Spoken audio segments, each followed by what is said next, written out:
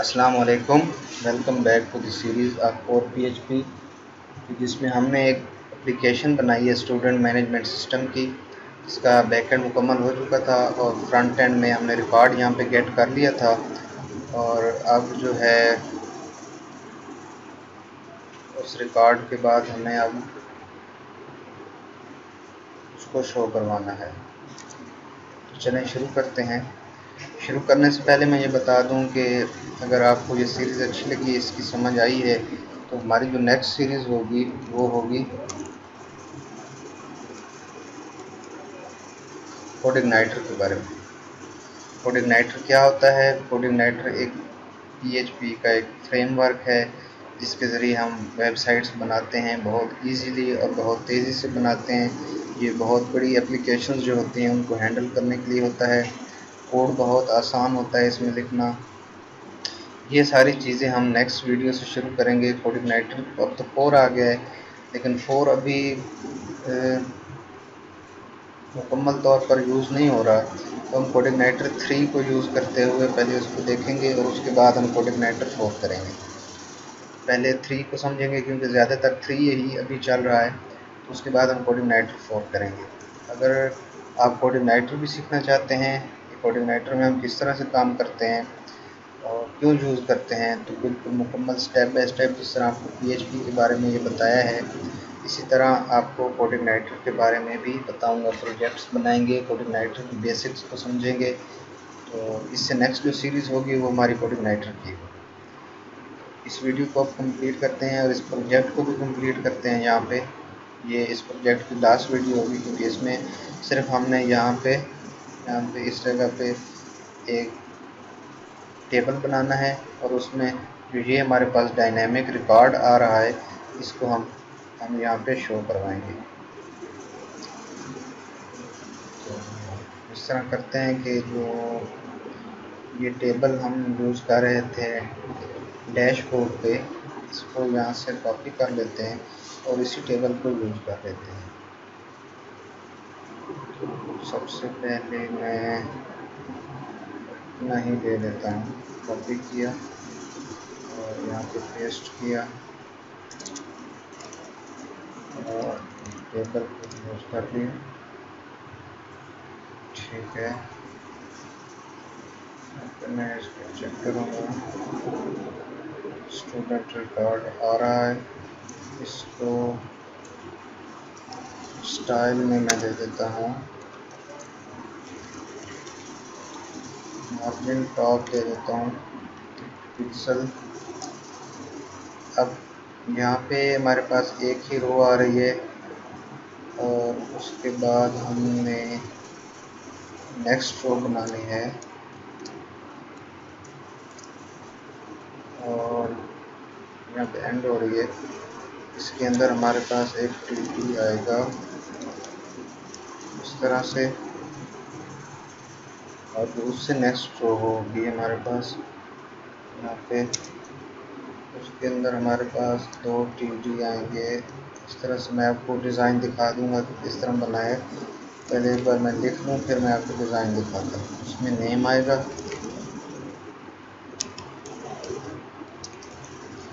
Then जो next row होगी हमारे पास इतनी ही कॉपी होगी।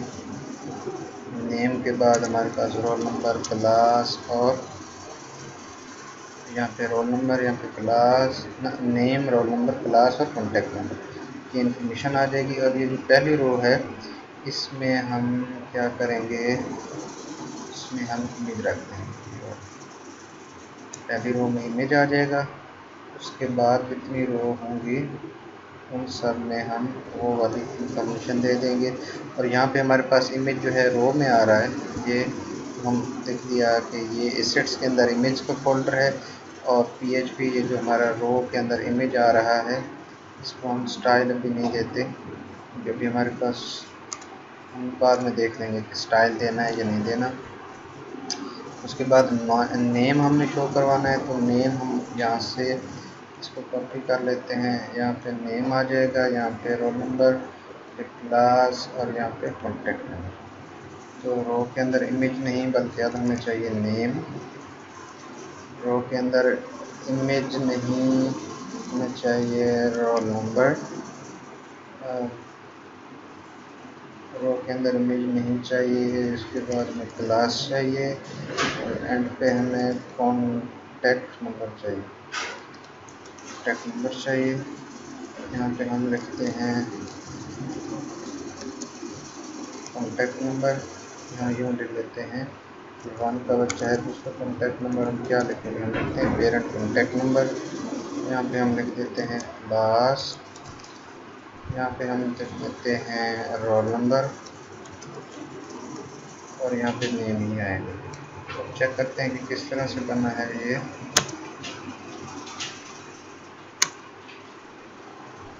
क्या हो रहा है इस तरह से।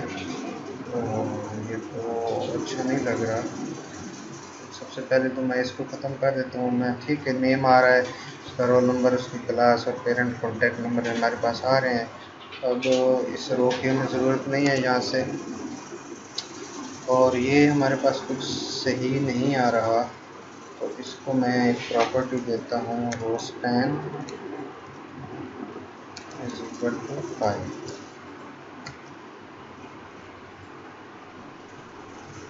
5 क्यों दिए मैंने, 5 इसलिए दिए क्योंकि हमारे पास टोटल रोज़ कितनी है वो, और उसके इक्वल हमें एक रो चाहिए, तो मैं उसको रोस्पैन 5 करके इस तरह दे दूँगा। तो ये हमारे पास अब ठीक है, इसी तरह ही हमें चाहिए। लेकिन सिर्फ एक चीज़ यहाँ पे ऐसी है जो हमें पे नहीं चाहिए, वो मैं आपको दिखा देता हूँ।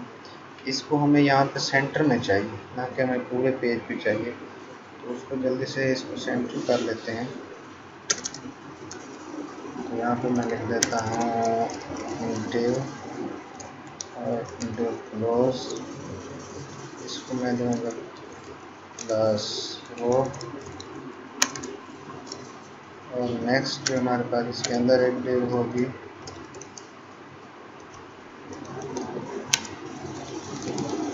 उसको मैं क्लास दे दूँगा और -SN-3 में दे देता हूँ। मैं हाफ स्क्रीन पे टेबल दिखा दूँगा और साइडों से हाफ स्क्रीन छोड़ दूँगा। 3 3 6 3 9, और मैं अगर इसको 6 कर दूँ तो हमारे 12 की जो ग्रिड है वो पूरी हो जाएगी। और पहली और आखिरी को मैं एम्प्टी छोड़ देता हूँ, और जो उसके बाद हमारी रोज़ आ रही हैं उनके अंदर मैं ये पहली और आखिरी एम्प्टी होगी और दरमियान वाली में ये टेबल आ जाएगा। अलाइन कर लेता हूँ यहाँ पे, सेव किया, इसको रिफ्रेश करेंगे तो हमारा टेबल जिस तरह हम चाह रहे थे उसी तरह हमारे पास आ गया है। अब यहाँ पे हम जितने भी जैसे रोल नंबर 10 है, रोल नंबर 5 है, क्लास 2 है, मैं यहाँ पे रोल नंबर 5 इंटर करूँगा, क्लास इंटर करूँगा 2, तो यहाँ पे मेरे पास रोल नंबर 5 का रिज़ल्ट सर्च हो चुका है। तो इस तरीके से हमने ये एक एप्लीकेशन डेवलप की है जिसमें यहाँ पे कोई भी यूज़र आके तो रोल नंबर और क्लास यहाँ से चूज़ करेगा। मैंने आपको ये भी बताया कि किस तरह से हम क्लास को एज इनपुट ले सकते हैं, या अगर हमारे पास जो डीबी में वैल्यूज़ हैं वो हम उससे सिलेक्ट करवा सकते हैं। हम रोल नंबर को भी करवा सकते हैं, लेकिन आप देखें कि अगर रोल नंबर लेट्स सपोज के होते हैं 100, तो हम 100 का सेलेक्ट बॉक्स तो नहीं लगाएंगे। इसलिए ये अच्छी अप्रोच है कि रोल नंबर यहाँ से सिलेक्ट हो और क्लास यहाँ से चूज़ कर ले, और अगर उसका कोई रिज़ल्ट होगा तो आ जाएगा, अगर नहीं होगा तो रिज़ल्ट नहीं आएगा। तो इस तरह से हमने ये एप्लीकेशन बनाई है और ये हमारी कंप्लीट हो गई, जिसमें हमने लॉगिन भी दिया था, एडमिन उसका है, यूज़र नेम और 1 1 2। मैं देख रहा हूँ कि अगर कोई डिज़ाइन में चेंजिंग होने वाली हैं तो उसको हम सेट कर दें। ये बटन बनाए थे, बटन हमने एक ही बार बनाया, उसको उसी को हमने हर जगह यूज़ किया है, सिर्फ कलर चेंज किए हैं। यहाँ से एडिट हमारा परफेक्टली काम कर रहा था, इसको मैं 7 कर देता हूँ, चूज़ फाइल यहाँ से चूज़ कर देता हूँ। अपडेटेड सक्सेसफुली हो गया यहाँ पे हमारा, और डिलीट भी हो रहे हैं स्टूडेंट्स जिनकी इमेज नहीं है, मैं उनको डिलीट कर देता हूँ। और यहाँ पे लॉग आउट लॉगिन था, ऐड न्यू स्टूडेंट्स हो रहे हैं, ये सारी चीज़ें बिल्कुल ठीक काम कर रही हैं। अगर आप इसमें अपनी मर्ज़ी से कुछ चेंज करना चाहें तो कर सकते हैं। तो बस इतना ही। ये हमारी एप्लीकेशन कंप्लीट हो गई है। लॉग आउट करके मैं डैशबोर्ड पे आ जाता हूँ। और ये जो हमारे डिलीट हो गए, उसके बाद 7 है, बाद 6 है। इसको सर्च कर लेते हैं। सर्च किया, इस तरह से हमारे पास रिज़ल्ट आ रहा है। हाँ, एक हमारे पास जो है वो चेक बहुत ज़रूरी था, वो मैं लगाना भूल गया हूँ। तो वो मुझे अभी याद आया, तो वो चेक लगा लेते हैं। वो मुझे अभी याद आया कि अगर मैं यहाँ पे 1 इंटर करूँ और यहाँ पे 2 हो, तो यहाँ पे कुछ भी नहीं है, तो ये बुरा लग रहा है, रिज़ल्ट नहीं है। और यहाँ पे हमें शो हो रहा है, तो ये बहुत ही बुरा लग रहा है। तो इस चीज़ को मुझे हैंडल करना चाहिए, मुझे लगता है। तो इसको हम कैसे करेंगे? यहाँ पे हमारे पास आ गया है रिज़ल्ट, ठीक है। यहाँ पे हमारे पास रो में आ गया है रिज़ल्ट। जी बिल्कुल यहीं पे आया है। तो मैं यहाँ पे लिखता हूँ इफ़ डॉलर रो इफ़, यहाँ पे मैं लिखता हूँ माई SQLi अंडरस्कोर नाम अंडरस्कोर रोज। ये हमारे पास एक क्वेरी होती है, फंक्शन होता है PHP का। और इसमें मैं पास करूँगा डॉलर रो, और मैं ये कहूँगा कि ये चीज़ अगर लेस देन 1 है, लेस देन 1 होगी तो इक्वल टू 0 ही होगी ना। अगर ये 0 है तो फिर क्या होना चाहिए? फिर इसके अंदर होना चाहिए जो काम होगा। और अगर ये नहीं है तो फिर बाकी काम जो है वो हमारा एल्स के अंदर होगा। तो एल्स के अंदर हमारा ये काम होगा। इसको मैं एल्स को जो है इसलिए यहाँ से मैं कट करके तो एंड पे पेश कर दूँगा। ये काम हमारा एल्स के अंदर हो जाएगा। और इफ़ के अंदर हम क्या करवाएंगे, यहाँ पे एल्स को मैं न्यू लाइन पे डाल लेता हूँ। इफ़ के अंदर हम ये करते हैं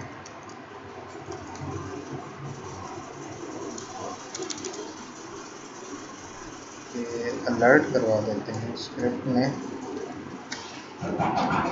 स्क्रिप्ट में हम अलर्ट होएगा, यहाँ पे अलर्ट हो जाएगा नो रिकॉर्ड फाउंड।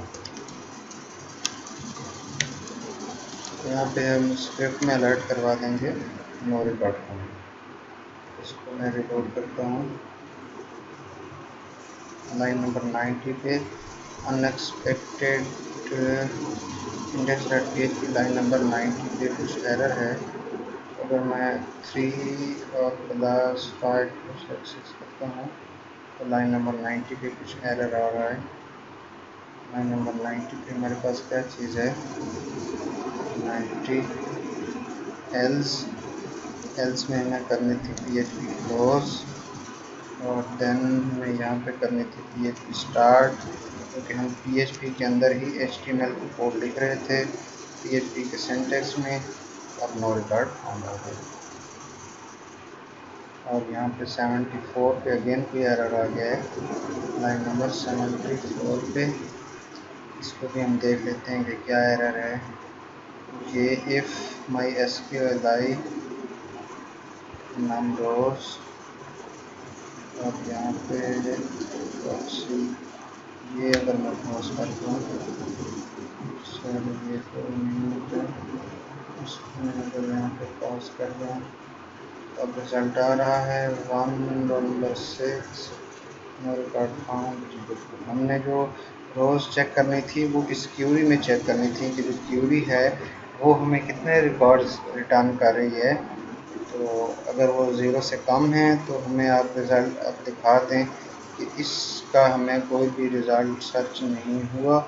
और अगर उतने रिकॉर्ड्स हैं, जैसे 3 2 पे मैं करता हूँ, 3 2 पे तो हमें रिकॉर्ड दिखा दो। और अगर नहीं है तो फिर हमें नो रिकॉर्ड फाउंड। अब यहाँ पे जो हमारी सीरीज़ कंप्लीट हो गई है, यहाँ पे सारे चेक्स इफ़ एंड एल्स मुकम्मल हो गए हैं। अब नेक्स्ट सीरीज़ जो होगी हमारी वो कोऑर्डिनेटर के ऊपर होगी, उसमें हम ज़्यादा प्रोजेक्ट्स बनाएंगे, उसके कंसेप्ट को समझेंगे और उसमें भी प्रोजेक्ट्स बना के उसको समझने की कोशिश करेंगे। अल्लाह हाफिज़, आपसे मिलेंगे नेक्स्ट वीडियो सीरीज़ में।